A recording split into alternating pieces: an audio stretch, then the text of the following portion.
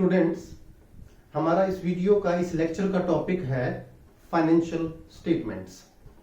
Financial statements discuss करने से पहले एक बात जान लें आप स्टूडेंट्स, हमने पूरी अकाउंटिंग प्रोसेस को डिस्कस किया है। अकाउंटिंग प्रोसेस क्या होती है ब्रीफ में समझिए। सबसे पहले हम फाइनेंशियल ट्रांजैक्शंस को आइडेंटिफाई करके बुक्स ऑफ अकाउंट्स में, journal proper and subsidiary books में रिकॉर्ड करते हैं, फिर उनकी लेजर में पोस्टिंग करते हैं, फिर eight the end of the year ledger accounts को क्लोज करके हम बनाते हैं ट्रायल बैलेंस। ये eight the end of the year होता है और ट्रायल बैलेंस के बेस पर हम बनाएंगे financial statements of an enterprise. यानी हर एंटरप्राइज का देखिए एक पर्पस होता है कि एक साल के बाद यानी 31 मार्च तक ये जाने कि उसकी जितनी भी ट्रेडिंग एक्टिविटीज हुई उसकी वजह से कितना प्रॉफिट हुआ, या एडवर्स कंडीशंस हैं तो कितना लॉस हुआ। At the same time eight the end of the year उसके पास कितनी कैपिटल है, कितनी एसेट्स हैं, कितनी लाइबिलिटीज हैं।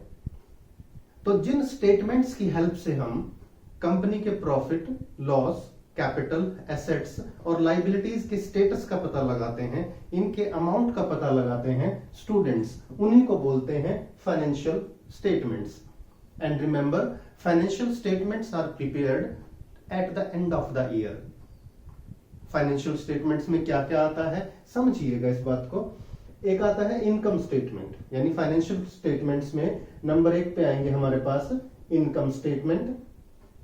इनकम स्टेटमेंट्स दो तरह की होती हैं, देखिए दो टाइप की हैं students. The first is trading account and second is profit and loss account. Normally हम एक ही परफॉर्मा में trading account and profit and loss account prepare करते हैं।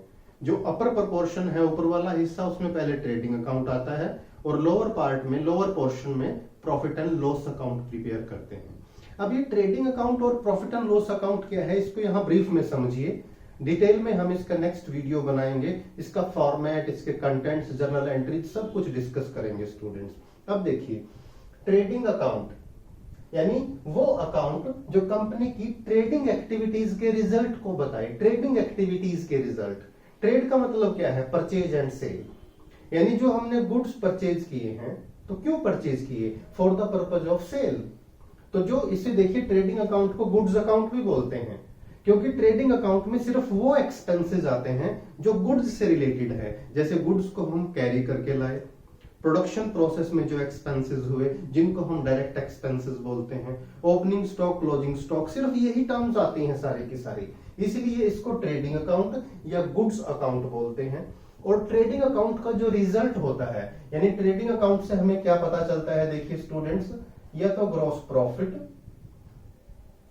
प्रॉफिट का पता चलेगा जब हमारी जो सेल्स है, नेट सेल्स है, वो टोटल एक्सपेंसेस से ज्यादा होगी तो ग्रॉस प्रॉफिट होगा। और या फिर क्या होगा, ग्रॉस लॉस। ग्रॉस लॉस कब होगा, जब हमारी जो रेवेन्यू है, नेट सेल है, वो एक्सपेंसेस से कम रह जाए तो ग्रॉस लॉस होगा। हम पॉजिटिव सोचते हैं कि हमें बिजनेस में क्या हो रहा है, ग्रॉस प्रॉफिट। अब ग्रॉस का मतलब समझिए, ये ग्रॉस वर्ड क्यों यूज हुआ स्टूडेंट्स। आप मार्केट में कुछ प्रोडक्ट लेने जाते हैं स्टूडेंट्स, जैसे कंटेनर में कोई प्रोडक्ट है, जैसे देसी घी है, आप देखते होंगे उस पर लिखा होता है ग्रॉस वेट यानी, और नीचे लिखा होता है नेट वेट। ग्रॉस वेट में क्या होगा, जो अंदर प्रोडक्ट है उसका वेट भी है और कंटेनर का वेट भी है। और अगर कंटेनर को माइनस कर दें तो क्या रह जाएगा, सिर्फ जो अंदर प्रोडक्ट है, जो लिक्विड है, उसका वेट रह जाएगा। तो यहां ग्रॉस प्रॉफिट हम वर्ड यूज कर रहे हैं इसीलिए क्योंकि कुछ ऐसे एक्सपेंसेस हैं जिनको अभी डिडक्ट करना बाकी है, उनको हमने डिडक्ट नहीं किया। उनको डिडक्ट कहां करेंगे, हम प्रॉफिट एंड लॉस अकाउंट में करेंगे। इसीलिए इसको नेट प्रॉफिट नहीं बोलते, ग्रॉस प्रॉफिट बोलते हैं, क्योंकि यहां पर हम रेवेन्यू में से, सेल्स में से सिर्फ वो एक्सपेंसेस माइनस करते हैं जो गुड्स से रिलेटेड हैं, जो डायरेक्ट एक्सपेंसेस हैं, जो मैन्युफैक्चरिंग एक्टिविटी से रिलेटेड है, सिर्फ उनको कंसीडर करते हैं, उनको डिडक्ट करते हैं सेल्स में से। तो ट्रेडिंग अकाउंट हमें देता है ग्रॉस प्रॉफिट या ग्रॉस लॉस। इसके बाद जो ग्रॉस प्रॉफिट या ग्रॉस लॉस होगा स्टूडेंट्स, उसे हम कहां ट्रांसफर कर देते हैं? प्रॉफिट एंड लॉस अकाउंट में। अब प्रॉफिट एंड लॉस अकाउंट में हम उन एक्सपेंसेस और लॉसेस को रिकॉर्ड करेंगे जो ट्रेडिंग अकाउंट में रिकॉर्ड नहीं किए गए, जिसमें आते हैं हमारे selling and distribution expenses, office and administrative expenses, miscellaneous expenses and other losses. At the same time profit and loss account में कुछ अदर इनकम्स भी आती हैं, जैसे discount received, commission received, interest received. और प्रॉफिट एंड लॉस अकाउंट का जो result होता है, यानी इससे हमें क्या पता चलता है? Net profit. नेट प्रॉफिट कब होगा? जब जो ग्रॉस प्रॉफिट और अदर इनकम को मिला के उसमें से अगर हम एक्सपेंसेस लेस करें, यानी ग्रॉस प्रॉफिट और अदर इनकम ज्यादा है, एक्सपेंसेस कम है, तो नेट प्रॉफिट होगा। And vice versa. Vice versa का मतलब नेट लॉस। नेट लॉस कब होगा स्टूडेंट्स? जब अदर एक्सपेंसेस हमारे ग्रॉस प्रॉफिट और अदर इनकम से ज्यादा हो जाए, तो बिजनेस में क्या होगा? नेट लॉस होगा।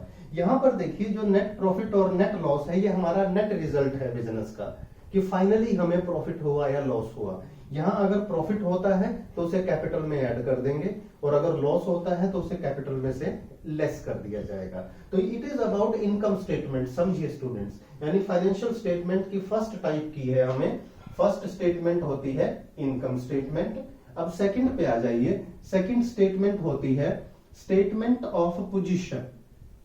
देखिए इसको जरा, स्टेटमेंट ऑफ फाइनेंशियल पोजीशन, यानी वो स्टेटमेंट जो कंपनी की फाइनेंशियल पोजीशन को बताए। और फाइनेंशियल पोजीशन में आता है position of assets, liabilities and capital. और इसके लिए हम प्रिपेयर करते हैं students balance sheet of the company. यानी कंपनी की अगर आपको फाइनेंशियल पोजीशन पता चलनी चाहते हैं, आपकी पता चले, तो you must know the position of assets, liabilities and capital. और इसी बैलेंस शीट में होता है स्टूडेंट्स, जो नेट प्रॉफिट या नेट लॉस हुआ उसे हम कैपिटल में बैलेंस शीट में जाकर प्लस माइनस करते हैं। अब देखिए फाइनेंशियल स्टेटमेंट्स की इंपॉर्टेंस। अगर आप बिजनेस में फेयरली, ट्रूली जानना चाहते हैं कि बिजनेस की profitability as well as financial position कैसी है, this show the profitability position, trading and profit and loss account. And financial position हमें पता चलती है बैलेंस शीट से। तो हमें ये फाइनेंशियल स्टेटमेंट्स, जिसे फाइनल अकाउंट्स भी बोलते हैं, इनको प्रिपेयर करना होगा। नेक्स्ट वीडियोस में देखिएगा स्टूडेंट्स, हम सेपरेटली पहले ट्रेडिंग अकाउंट, इसका परफॉर्मा, उसमें कौन कौन सी आइटम आती हैं और क्यों आती हैं, उसके लिए कौन सी जर्नल एंट्री पास होती है वो, then profit and loss account कैसे प्रिपेयर करते हैं। इसको क्रैमिंग नहीं करनी, रटना नहीं है, समझना है यहां पर कौन कौन सी जर्नल एंट्रीज होती हैं। और फिर जो बैलेंस शीट का एक परफॉर्मा दिया हुआ है, उसके हिसाब से बैलेंस शीट में एसेट्स, लायबिलिटीज और कैपिटल, उसको कैसे शो करना है, ये हम जरूर डिस्कस करेंगे। उम्मीद है फाइनेंशियल स्टेटमेंट्स का ये इंट्रोडक्टरी पार्ट आपको जरूर पसंद आया होगा। तो अगर अच्छा लगे तो वीडियो को लाइक कीजिए, अपने फ्रेंड्स के साथ शेयर कीजिए। अगले और पिछले सभी जो बेसिक्स के से रिलेटेड वीडियोस हैं, उनको देखते रहिए स्टूडेंट्स। और चैनल अभी तक सब्सक्राइब नहीं किया तो चैनल को सब्सक्राइब जरूर करें।